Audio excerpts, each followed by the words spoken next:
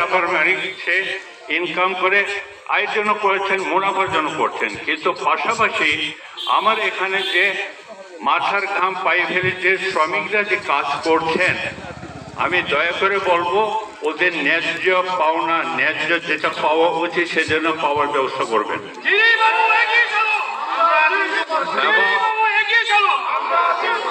এখানে একটা সেল হবে, এখানে আমার সাব্বির ভাই আর যারা সিনিয়র সেল হবে, এবং সেলটা আমি রিকোয়েস্ট করব রাবারের মালিকদের সাথে কথা হবে।